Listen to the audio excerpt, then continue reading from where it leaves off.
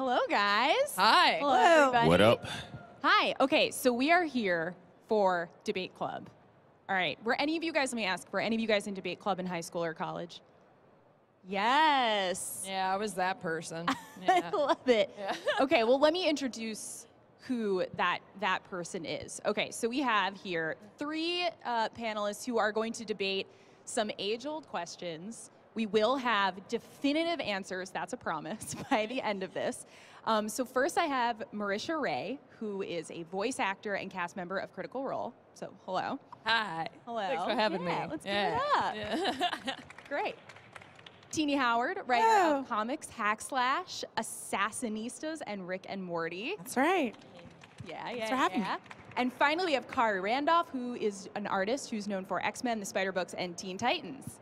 What up, what up? And I want to thank you for pronouncing my name right. Thank you, I nailed it. Okay, so guys, we're gonna dive right in.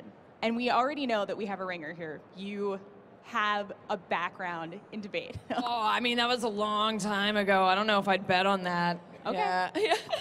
Dust off your debate club vest. Okay, so guys, we're gonna give you 1 whole minute at a time to defend your position. That's your minute to make your case, convince the audience. And guys, like, I think that you can clap, you know, when someone makes a really good point. These aren't parliamentary rules. We're like going for it here. Okay, so our first question is going to go to Marisha and Tini. Okay, vampires have moved into the neighborhood. Who do you have, Buffy or Blade? I'm going to have to go with Buffy on this one. I mean, first and foremost, Sarah Michelle Gellar.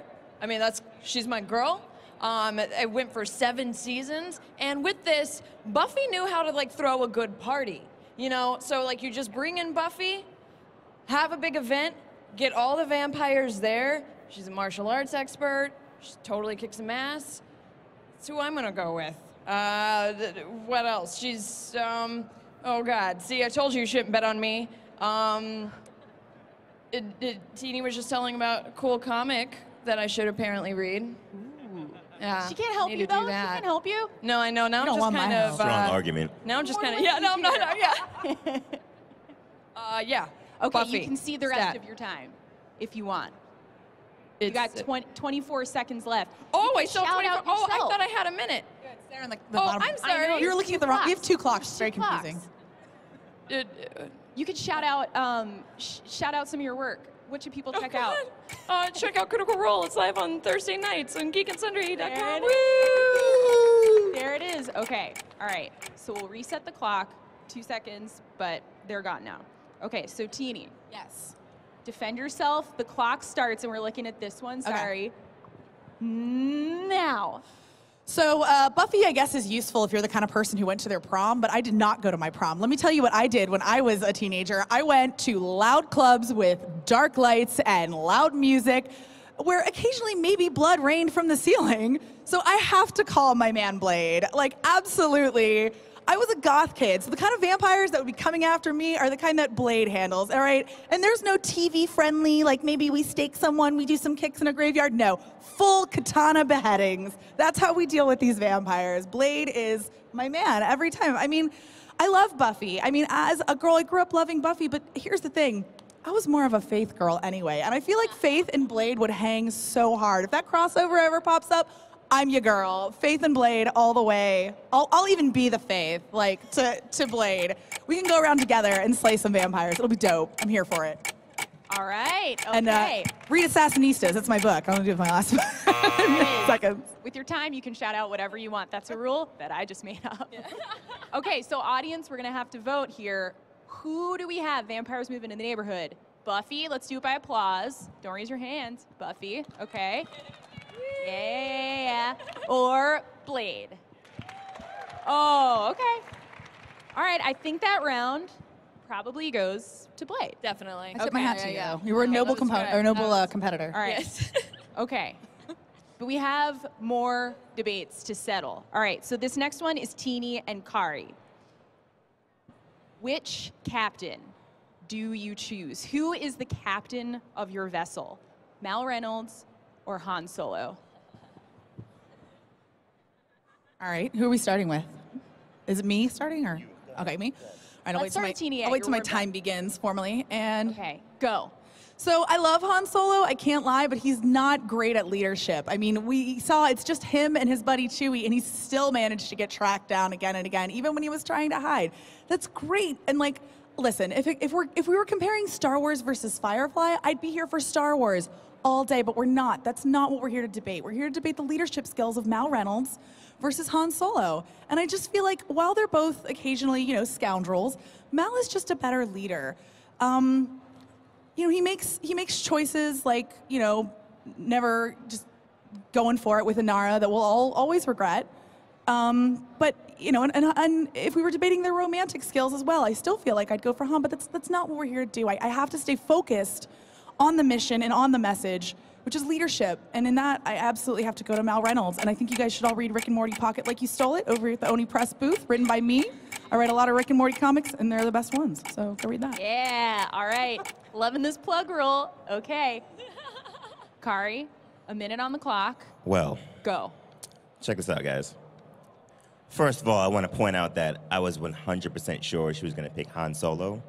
So I was completely ready to defend Mal Reynolds.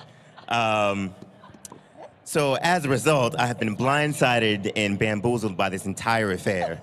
And this is all fixed. It's all against me, guys. But here's what I will say. Look, Han Solo. Do I really have to say any more? There's Mal Reynolds or Han Solo. Look, I had to work hard to come up with reasons to defend Mal. Do I really have to say much about Han Solo? I mean, come on. We all know he shot first. That's not even a debate. He's the coolest guy in the world. And he hangs out with Chewbacca. And I feel like that is the trump card right now, and I should just drop the mic. Go read Black. Go read Black. All right. That's exactly 1 minute. So guys, who do we think? Mal Reynolds, let's get a round of applause. Whoa, okay. Really? Really? All right. You? Really? Well, yeah, let's see. And then Han. What? No respect for the dead. Okay, all right. Spoiler, sorry. Okay, I think we gotta give it to Mal. Maybe I should have been in debate club. I was gonna say, are you sure? The You fix sure is you have in. no experience? This is all nonsense. Wow. I'm just naturally argumentative. Okay, guys. All right, so round 3, we got Khary versus Marisha. Who do you want patrolling your streets?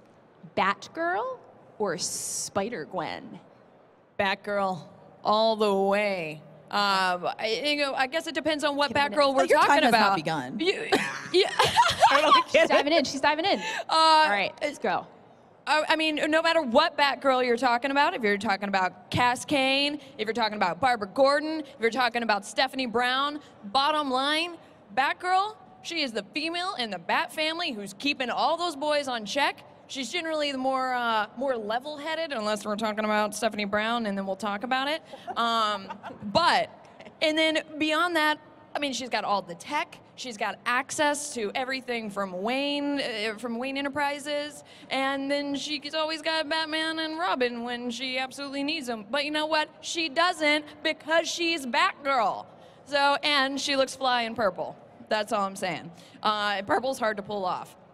What else? 15 seconds left. You can shout out anything you want. I actually did a Batgirl fan series like 8 years ago called Batgirl Spoiled, and it was about Stephanie Brown. I have watched that, and I loved Really? it. I didn't know that was you. Oh, yeah. It was great. We spent like negative money on it. It was fun.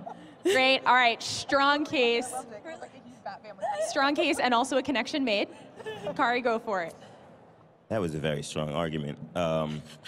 I would like to once again say that the fix is in. If you notice, she just named 4 different characters, at least, against my one character. And I would just like to point out that Spider-Gwen, if you look around this convention right now, there's about 5,000 of them.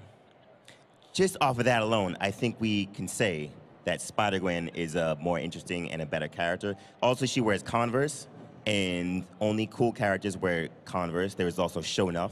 He wears Converse. I don't know how you can even argue against that.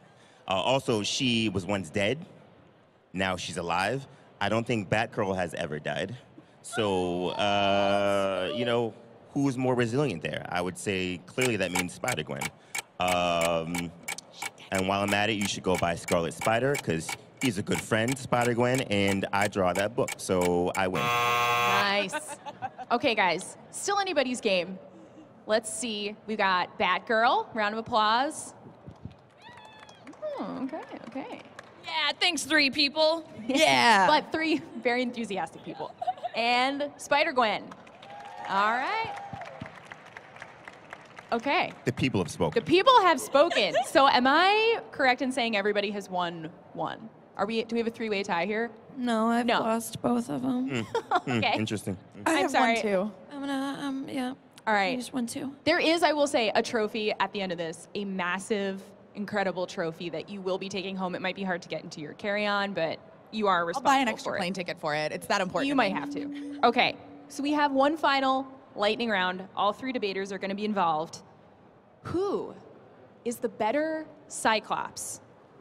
Nick Fury, Deathstroke, or Cyclops? Now, before you guys start, you're going to be getting 45 seconds. So why don't we start? Who feels like they can start? Who's got their pick? Tini, you want to go for it? Okay. Go for it. All right, go for it. 45 seconds. So there's a lot to say about Deathstroke. He's my obvious choice here. 2 quick words right off the top. Christopher Priest is writing Deathstroke, and it's amazing. I'm a fan of Deathstroke because I think he subverts a lot of the tropes that you see with superheroes and does them as a villain. You know, it's easy to look at a guy like Batman and say, why would that guy not just do whatever he wants and be evil? You look at a guy like Deathstroke. He's got the butler, he's got the tech, he's got the gadgets. He's just like a bad guy Batman. And I think he's a really important character because he shows us that, you know, that kind of wealth and power is easily corruptible, and it just doesn't corrupt a guy like Bruce Wayne, but it does corrupt a guy like Deathstroke. Oh, and he's like kind of a silver fox, and he's hot. All right, and time. Read Hackslash. Great, read Hackslash. So, Okay. Khary, Look, I'm gonna go with Nick Fury, and there's a 5 seconds. couple reasons why. One, I am biased. I'm a black man. I'm wearing a hat that says black. I've got a Drake t-shirt on. I'm wearing black sneakers. I am biased and racist. I'm picking Nick Fury. Great, great. And last but not least, go for it. All right.